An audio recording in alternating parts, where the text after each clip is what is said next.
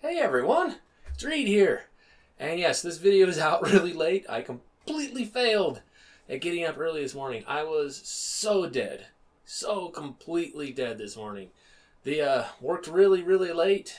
Finally crawled into bed around 4 a.m. and, well, that 6 o'clock alarm was smashed through completely. Didn't make it. So late video today, and probably going to be the only one. And I'm going to try to not make it a super long, rambling rant. Who am I kidding? That's sort of my thing, is I tend to talk about everything and anything. Sort of who I am at times. Hopefully you guys don't mind too much. Well, I guess if you're subscribed and watching, you don't mind it too much. And then, if you're new here, just checking it out. Hang around. All sorts of oddball topics I'm going to talk about. Show things, technology, solar power, anything I can think of, really. If the world all ends tomorrow, how do we rebuild it? Yeah, that's the theme, if there is a theme to this channel. Basically, whatever Reed wants to talk about. The other thing I wanted to bring up is the silver video got a lot of feedback. Wow, it was an impressive amount of feedback. For a while, that video had more comments than views. Pretty darn amazing. I was looking for finally see some real discussion on something, and poof, it happened. Yay! Very happy about that. And actually, I was also very happy about people that they were discussing things and presenting different viewpoints and going over things. And it didn't devolve into name-calling and So very good, everyone. Good job, St. Anger. Good job, Liberty Garden. Good job, Corsair Trainers. And good job, Traditional Food. I do think the discussion was very good. And now I have a ton of follow-ups because we brought up gray points in places. You know, this doesn't really fit all what I said because of this condition. Or this other fact is present. We need to talk about that and blah, blah, blah, blah. We got 5 or 6 videos to follow up and discuss this even more, which is great. It really is, get some more perspectives, more pieces on all that. So I'm happy about that. Now I've rambled on here. Let's get to today's video. Today's video, state actors. And when I say state actors, I'm talking nation states. People with heavy resources, intelligence agencies, actual spies they can deploy in other countries, doing their thing, messing around with stuff. Today I'm kind of interested in what China has probably been doing. And we're also going to talk a little bit about the Mueller report. Now, a lot of times I think people misunderstand something very, very important. They think in spies, state actors, all that stuff, in a very nebulous thing. They're kind of out there. You're never going to know about it. You're never going to see them about it. Nothing about whatever these guys are doing out there ever is going to affect you. Well, nope. Doesn't work that way. See, what people forget is where they're operating, what they're doing, how they're interacting. Well, it's in the real world. And we're in the real world. When they're interacting, messing with stuff, altering things, getting into things, they're affecting real world things. And then regular people can be involved in the same thing. It's like to be a part of a system and mess with it, you have to be fully a part of it. Everyone's a part of the train if they're going along the road to reality, so to speak. And that's the point, is these guys are out there doing their stuff, and they are affecting you. They are interacting with regular people all the time. The only thing is you don't really see it. You're not aware of it. But you don't have to have access to top secret, super classified intelligence networks and other secret information to start looking at things and going, that's interesting. And pinpoint and realize that some of the stuff that's been going on probably involves a nation state actor. So let's actually look at some of those. Some of those ones I think are a good example of nation state activity. And let's start with a real obvious one. Several years ago, I think about 3 or 4 at this point, the Office of Personnel Management got hacked. And pretty much all the records about the people that were there got stolen. Now, who is the Office of Personnel Management? Well, for all the people that have a security clearance and have gone through putting in their security clearance and answering the National Security Clearance questionnaire, the SF-86 form, which started out small and got bigger and bigger and bigger, and it's like enormous at this point. But for all those people that have done that, filled all that information in on their SF-86, and thank God it's electronic nowadays, they've done that, well, It all got stored at the Office of Personnel Management. And this did include, Congress people that had to have, that went clearance, stuff like that, filled in their national security questionnaires. And people, top level directors of agencies and so on. I mean, big important people. And what is crazy, absolutely nuts, is the Office of Personnel Management had all this information available on internet-connected computers. So a target list of the people that have security clearances and all their loved ones and family members was out on the internet with some hacking skill to retrieve. Yeah, brilliant. Absolutely lovely. And what's interesting also is the Office of Personnel Management, OPM, they're sort of a high-value target. I mean, every intelligence agency that wants to get stuff out of the U.S. is going to be after them. So it just boggles my mind when you see that stuff and you hear about it and all the letters go out to people and they get their letter and go, what the heck? And what's even worse is they said, oh, we're going to give you a credit monitoring service. Credit monitoring service? Well, what if these people come on to blackmail me and are trying to turn me against the U.S.? Where's my protection against that? They kidnapped my daughter, right? Well, possible, but I wouldn't put that in the realm of highly likely right now unless you're certain. Well, actually, you know what? You never know. You honestly never know to what extreme people are going to go, especially nation states. You never know. And that's what's interesting. And so that was a really big hack. They got all that stuff, gathered it up, and shipped it off. Now, nothing came out later in the newspaper saying, hey, these people that had their information stolen, well, their identities were stolen as a result, and it's directly linked to this attack. And there were no reports of information for sale or auction on the dark web that contained all this information. It just wasn't out there. And so that really, really suggests that a nation-state level actor went after this. And it makes sense. I mean, particularly the targets like that. And I really hope the people who run their IT system that gather that paperwork learned their lesson and that all that stuff is no longer internet-connected computers. I really, really hope so. Because that's just mind-blowingly bad. Just crazy bad. And it's just like the target list of everyone you want to go after. We'll have it on the internet. Yes, I'm ranting because I just, when I remember reading about it, seeing the news and everything, I was like, what? Oh boy. But let's move forward now. So we have that happen. Now what's another big hack we remember reading about? That this one affected millions and millions of U.S. citizens. Equifax.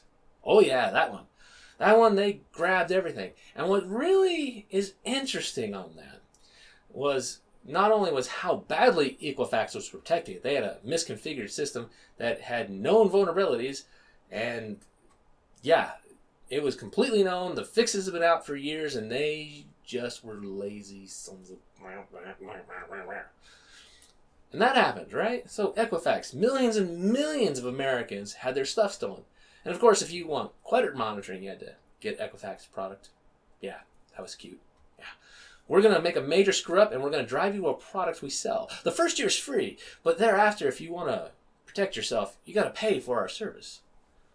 Yeah, it's like those things when you see those class action lawsuits, and they're like, oh yeah, this company was doing all this horrible stuff and all that, and we're going to send you a voucher to get more of their stuff. Oh, how is this hurting them? This was a penalty? Yeah. But yeah, Equifax had all their stuff stolen and everything like that. It's been a while. Well, guess what else? That information hasn't appeared all over the dark web. We have not seen massive troves of identity theft directly related to it. Stuff isn't for sale as an auction. Huh. Curious, huh? Real curious. You're like, why not?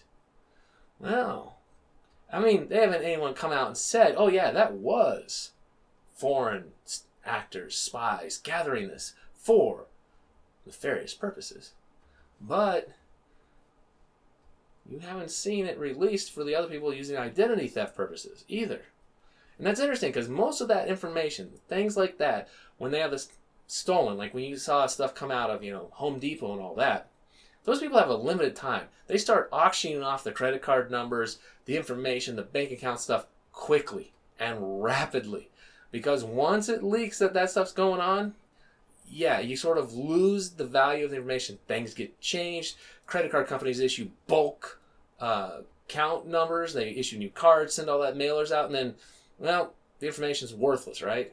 And they didn't want that. And Home Depot disaster was why we got all these cars now with chips, because of how bad it was. But you haven't seen a giant manifestation of things related to Equifax. Curious, right? Let's go to another one, and I'll try to tie this all together in a little bow here and summarize it up and bring it together here. Well, a while back we heard Marriott had a major hack. Now this one was actually really interesting to me, because right away they reported that it was a sophisticated technical hack executed by nation-state actors. I mean, that's what the report said. And when I say report, the news reports, that they reported right away that, investigators directly tied this to something, right? Okay, wow. But say we actually link these all together, right?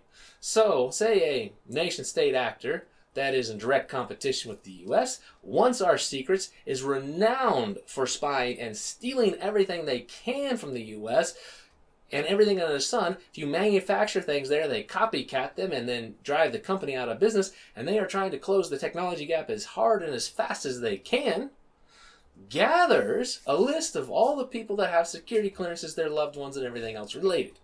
Okay, they got a good starting point there. Then they go after Equifax. They get all that data and they merge it in. And what are they looking for in there? Finance details, obviously, right? But what? They are looking for leverage. They're looking for ways to persuade people to be amenable to their approach.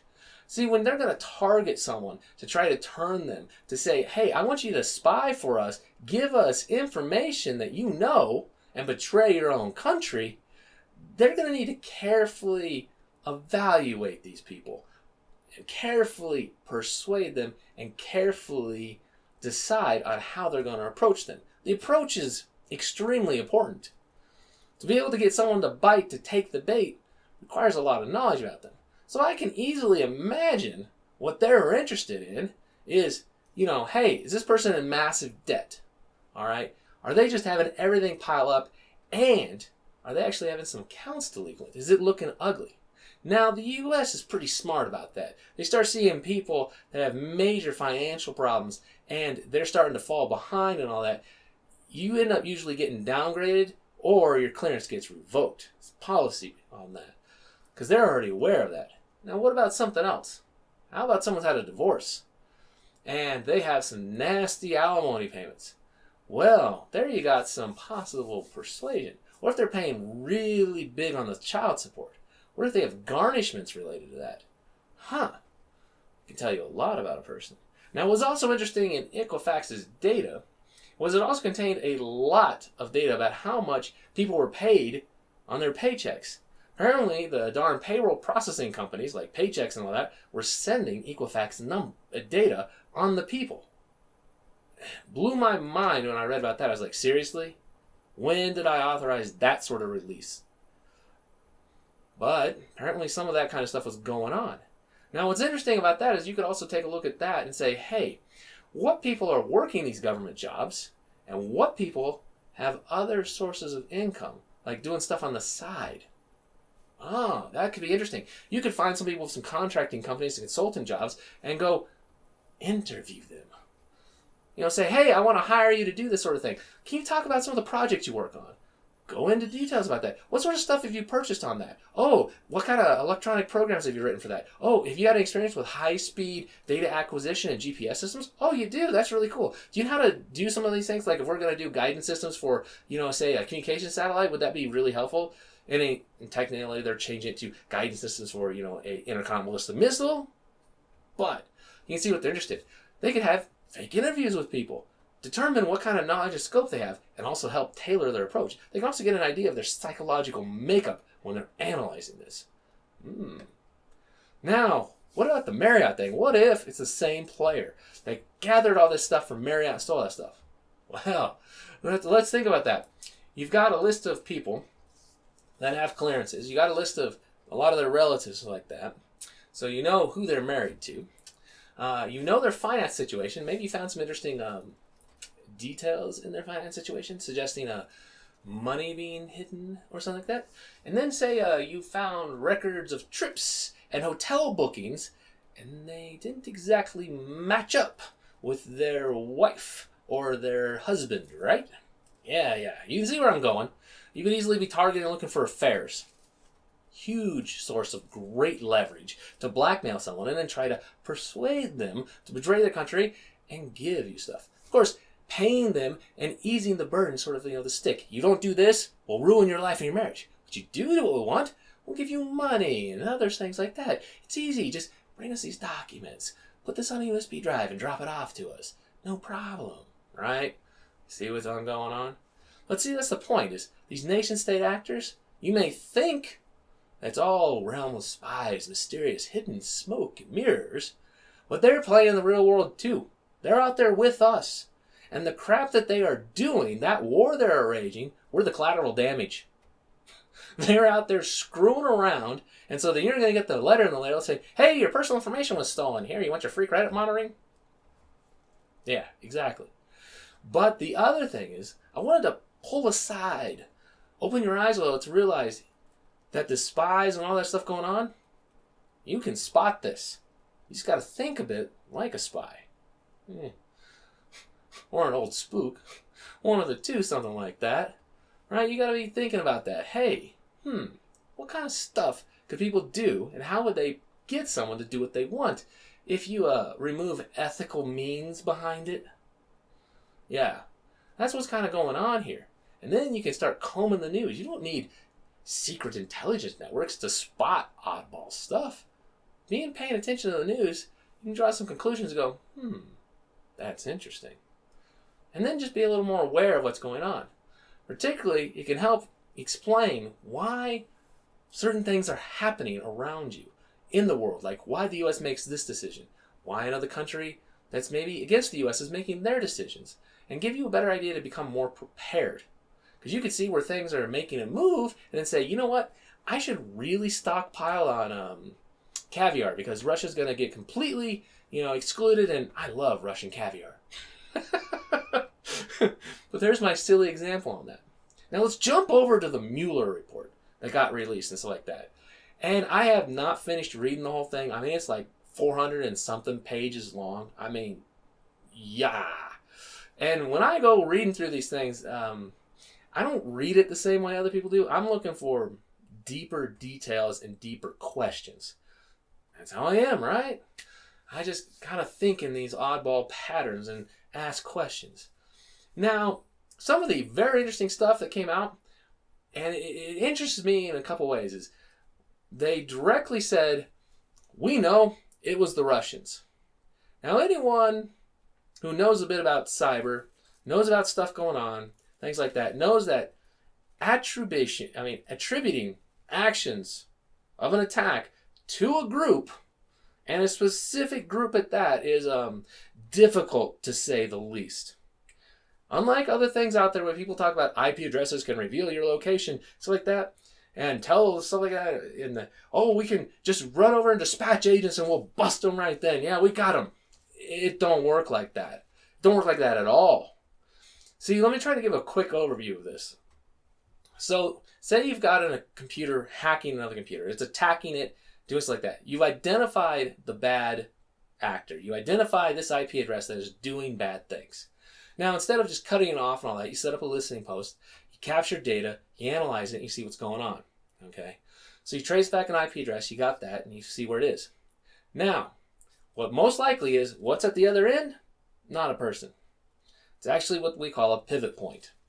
Now, that pivot point means is that is a spot where they came in, and it's executing commands from the person. They're somewhere else.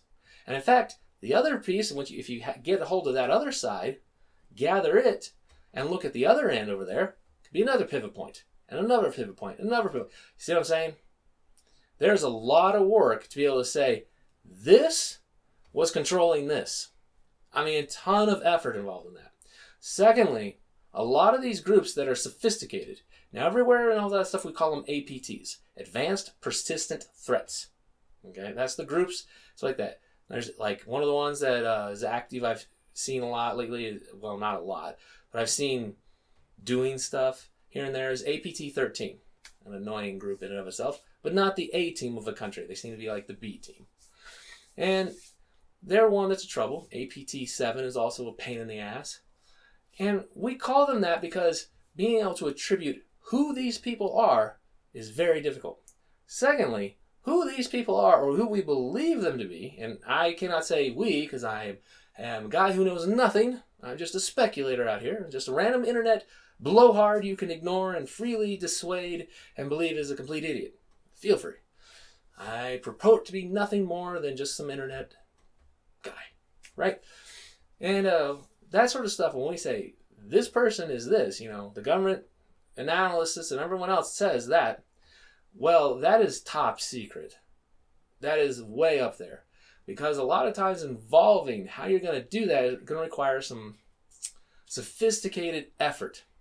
What you are doing is you have to actually say, all right, this data flow that hits this other end and stuff going on there, we need to be able to look inside their encrypted communication and then see that this other thing, this other flow out there, is the control of this, the command and control networks, or other data flows that are related. You have to be able to correlate these things together and show direct action to gather the evidentiary purposes to put this together. That's the key part here.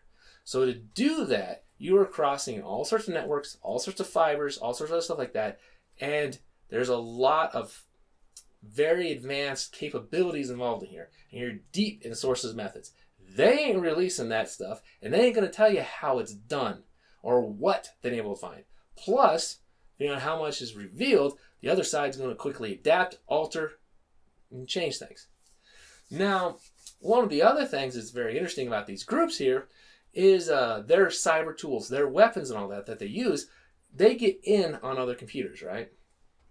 Now, these guys clean up good. I mean real good.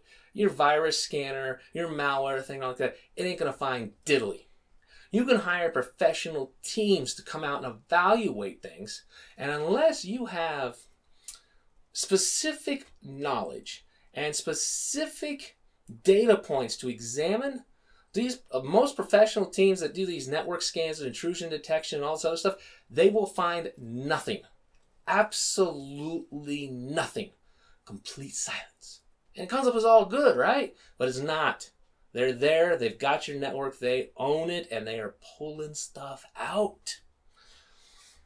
And the thing is it takes advanced analytics to detect what's going on through the network layer, the command and control area.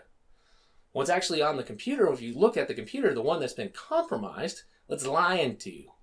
And a whole bunch of stuff going on in there is persistent only in the RAM. Or they have other techniques to really, really hide. These guys are good. That's why we call them advanced persistent threats. They're good. Like Stuxnet, That was an APT, just that it hasn't been officially acknowledged, but we pretty much, due to open sources and everything else, speculation say, hey, that was the US and Israel as a cyber weapon to do blah, blah, and blah. But we'll talk about Stuxnet and some other stuff in the power grid later because it's worth a really good topic for intelligence purposes. But anyways, so you've got that. You're trying to say, hey, this is this. Attributing things is very difficult. We go back to the Mueller report, and they're like, yeah, it was them. Okay, if you're right, you have just tipped hard saying, hey, we've got methods, we got sources, we got stuff. We know it was the Russians because we've got all these things. If you're actually the GRU in Russia, and you see that, and you're like, okay, if it was us, and they know it's us, and they say they have hard evidence, and you look through the report, or say you actually get a copy of the classified parts because, they've got spies, they dig through it and they say, hey, they're right. You have just burned whatever assets we had over there, lickety-split. I mean, they just torched it to the ground. Whatever methods we had to be able to say, hey, that's the Russians, they just took that flamethrower out. That intelligence operation, that system, it's gone. Burned to the ground. It just blows my mind. And what's even worse is that, like, the DNC email hack and stuff like that, that was, from like a CrowdStrike source. The FBI didn't even really look at the computer. And CrowdStrike, who may have some classified ability to look at some stuff like that, but for them, a private company, that implies that they have immense, deep access to the U.S. intelligence network to be able to say definitively, yeah, it was the Russians. I ain't buying this. Okay? It don't make any damn sense to me. I got issues. I got questions. I'm like, okay, if this company has that kind of level access to be able to definitively say it was the Russians, what in God's name are we doing saying giving a private company that kind of access to our intelligence apparatus? Seriously. I mean, it blows my mind thinking about what kind of access they need to say that. I mean, obviously they're in the NSA net, be able to query the NSA database for all the metadata. But then they've also got to get access to something else. More things, and I'm not going to speculate that far. But that's what it is. I'm just like, what the hell? And then, of course, by them doing that, they took the blowtorch and burned down that intelligence apparatus as well. Great job, guys. And so it tells you that either they actually do have that ability to say this, and they didn't give a flying crap about burning down those intelligence sources, methods, and everything else to win a political argument, or they don't know. I mean, that's kind of where I boil it down to, in those two areas. And it really puts a lot of perspective. The other thing I found extremely interesting. Sorry, everyone. I had a technical difficulty. Apparently, I've rambled on a while. Sorry about that. But that's the point. Let's get going here again. Now, we were on Bitcoin, right? Okay, so in the Mueller report, they said Bitcoin is, even though they tried to conceal their financial abilities and how they got things, they did it through Bitcoin, but we were able to say, yeah, it was the Russians. Interesting, isn't that, right? And for anyone who thinks Bitcoin is anonymous, it's not. Please do not think Bitcoin is anonymous. It's not, okay?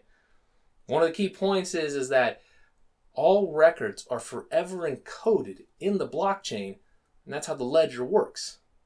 So everything you did that was bad with Bitcoin, yeah, you can it can be traced. Given enough time and other corroborating evidence, it can be put back together. Be aware of that. But back to the point I was going to say is, but what's interesting about that is they're saying, yeah, so where those exchanges in Russia, these people deposited their money, and then it was gathered, and then it was put into Bitcoin, canceled, stuff like that, and they bought stuff with Bitcoin to try to hide their things, and they were able to trace out. Now, it's long been hypothesized that the U.S. government has been deeply analyzing the blockchain to be able to do these sorts of things. And they pretty much just confirmed it based on the report. Yes, the U.S. government has resources deep into analyzing blockchain analysis of Bitcoin, and that moving things in and out of Bitcoin exchanges, they have the traffic analysis ability to pinpoint what's going in and out. This has long been hypothesized that this was possible. The new report pretty much just confirmed it, said, yeah, we can do that.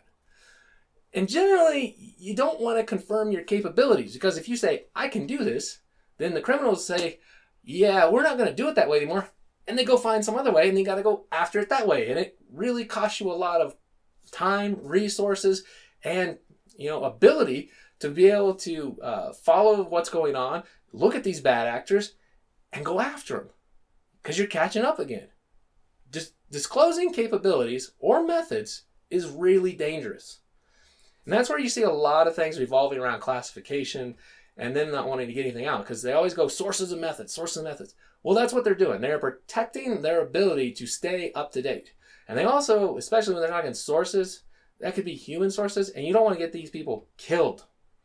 We can talk about what happened in China a little while ago, where there was a massive leak, and China, they just walked up to people in offices and just shot them. Oh boy, right? But anyways, and that was interesting for them to say, so that we have the ability to do this. Now, what also suggests is that they have resources in place to monitor Russian monetary transactions of a way. That's really interesting. So a lot more speculation can be done in there and stuff. And what's interesting is how much the Mueller report tries to definitively say it was the Russians and how much they just wanted to, well, we can do this so everyone who wants to hide and do bad stuff, figure out another way to do it so we can't follow you. Oh, wasn't exactly happy about that part. Now let's see, what else I thought was real interesting is, see, one of the other parts I find hard about definitively saying these people did this is even though these people are good at cleaning up themselves and stuff like that, with careful abilities, you can capture their tools because they have to get on the computer to do the work. You can capture the payload, right? The thing that does the bad part. And once you get those, well, if that's been used a lot of times as attacks, then you can pretty much use that, reverse engineer the command and control network, use it on other targets, and then you appear to be that group. See what I'm saying? And don't for a second underestimate that the intelligence apparatus and the intelligence communities out there do not have a huge, huge copy of each other's tools. I am certain they do. They're out there. And so if you wanted to launch an operation and say, hey, we need to do this, we need to pretend to be Russia, yeah, another group could do it. That's why I say, definitively saying this group did this is really hard. Really hard. And that's why I'm a huge skeptic when I see these reports, or when I see these talking heads saying, yeah, Russia did it. I'm like, really? How do you know? Where's the evidence? Let me see it. And if they say, oh, we can't disclose that, that's all classified, I'm like, well, then I'm going to be a skeptic. I ain't buying anything until I can take a look at this. See, I've got a technical background. Well, you guys have probably deduced that because I'm yakking around about this stuff.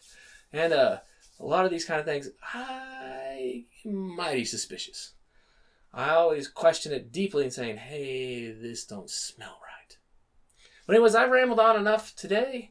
I hope this was interesting to you. And remember, I know absolutely nothing about anything I'm talking about here. I'm some random idiot on the internet. And if you want to learn about this stuff, find an expert. Or join the CIA or the NSA or something like that. That would work too. Take care, everyone. This is Reed. Out for now.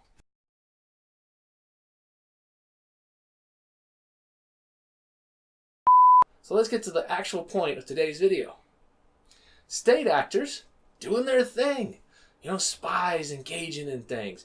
Other, people, let's redo all of that.